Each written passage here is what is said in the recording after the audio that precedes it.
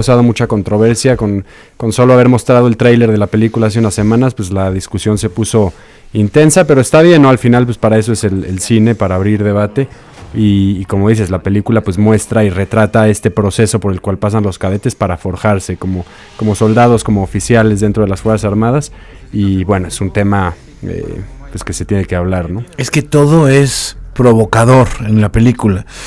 El nombre, el eslogan de la película, el póster de la película que te encargo, el tráiler de la película o el avance, pues, todo es provocador porque la historia es una historia de una institución antes intocable.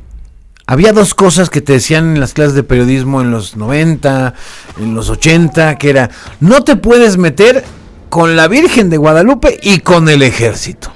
Eran las dos instituciones, una sacra, otra militar, con las que no podías jugar, ni hacer chistes, ni criticar, ni investigar, mucho menos evidenciar.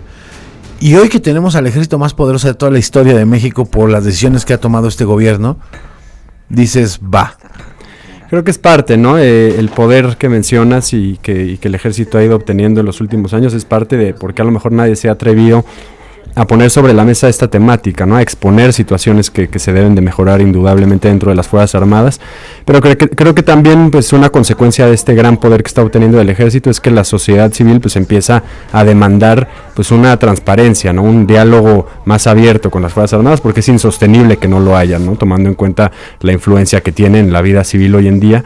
Y pues en ese contexto, en ese marco viene Heroico, ¿no? Viene la película que pues retrata el proceso, ¿no? de normalización de la violencia dentro de las Fuerzas Armadas y la consecuencia que esto tiene, porque evidentemente permea a la sociedad, ¿no? Toda esta violencia y se termina replicando y nos afecta a todos como mexicanos. Es que es increíble la contradicción narrativa que esto implica. Es decir, ¿cómo preparan a cada uno de los soldados que en cada hijo te dio a la nación en el ejército, con la violencia que el titular y el comandante supremo de las Fuerzas Armadas dice que quiere promulgar en este país?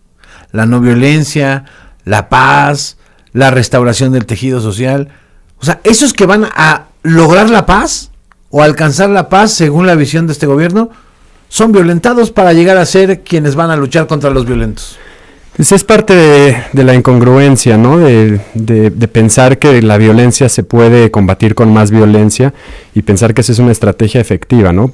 Por supuesto que la violencia que se vive en el país tiene una causa y una raíz pues histórica y compleja, ¿no? Pero se tiene que abordar, ¿no? Y tiene que ver pues con falta de oportunidades para los jóvenes, con contrastes sociales, pero pues no hay una forma de abordarlo de forma íntegra más que analizarlo de esta forma y pensar en proyectos a largo plazo, pero el pensar que con violencia se va a detener la violencia, pues creo que no es un secreto que no tiene ningún sentido, ¿no? Sí, que no, a lo mejor no es una política de gobierno arriba, pero sí es una política del ejército abajo cuando recibe a nuevos integrantes.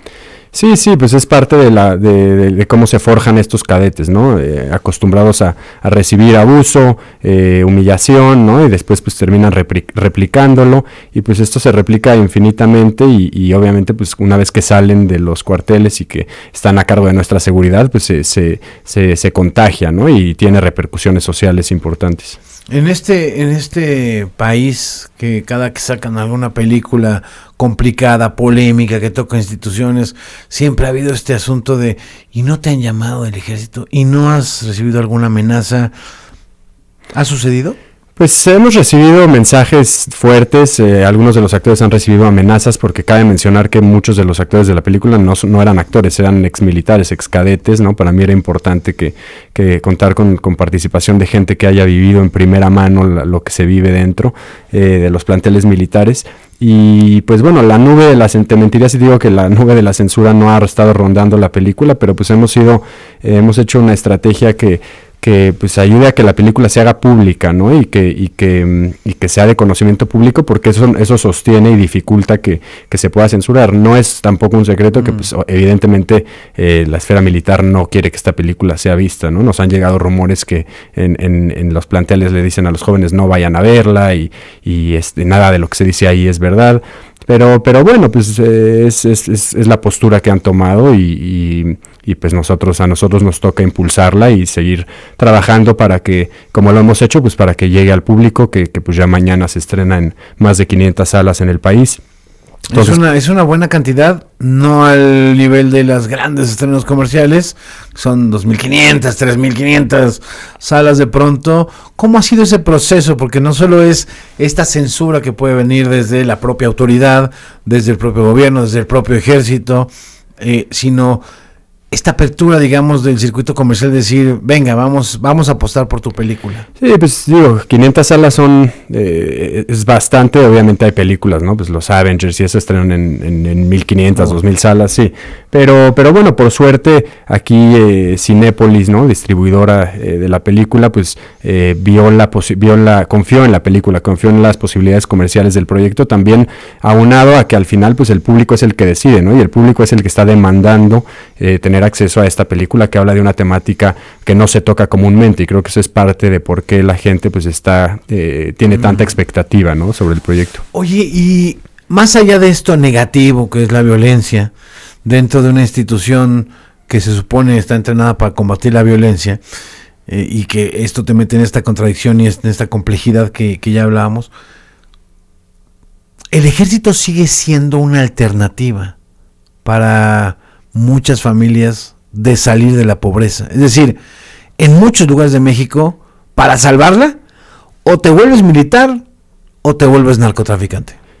O sea, estás en esa disyuntiva. Sí, ese es el problema, ¿no? Y lo que decíamos, la problemática social que existe en México, pues y la problemática, la violencia que existe, pues tiene una raíz en esto, ¿no? En la falta de oportunidades, y que pues lo que tú dices, el narcotráfico, el ejército se vuelven casi las únicas vías para miles de jóvenes en el país de sustentar una familia, ¿no? De desarrollarse y de tener un ingreso económico, o en el caso del ejército hasta un seguro médico para la familia. ¿Dónde van a encontrar estas oportunidades afuera, no? Y esto es la cuestión. Evidentemente esto no es una película que diga el ejército es la causa de todos los males, ¿no? Hay problemas sociales en México que se tienen que abordar y que venimos arrastrando de siglos atrás, pero pues se tiene que pensar en todo esto si se quiere entender realmente la raíz de la problemática de la violencia en el país. Oye, tienes este sello en tus películas, en tu cine. Platicamos el año pasado, si no me recuerdo, o hace 2 años. Hace un par de años de Mano de Obra. Sí. Otra película que aborda también temática social muy interesante de pues los trabajadores que no tienen ni para adelante ni para atrás ni cómo hacerse en este asunto de ser independientes o trabajadores sin un sueldo fijo, sin retiro, sin seguro, etcétera, etcétera, un accidente en una obra. ¿Qué te compromete o a qué te compromete el cine? Pues sí, creo que como creador, y no estoy solo en ese rubro, pues uno habla de las problemáticas que hay alrededor suyo, ¿no? De lo que le preocupa, de lo que lo motiva, de las cosas que están en su cabeza, y pues yo como mexicano obviamente estoy expuesto, ¿no? Y solo hace falta un poco de empatía, de conciencia para entender que el país vive pues una situación social compleja que a mí personalmente me interesa, ¿no? Sociológicamente y por supuesto que pues a mí me interesa poner sobre la mesa temáticas que se puedan discutir y que puedan pues empujar la línea un poco hacia la concientización de estos problemas sociales, ¿no? ¿Cuándo te diste cuenta que lo tuyo era hacer cine?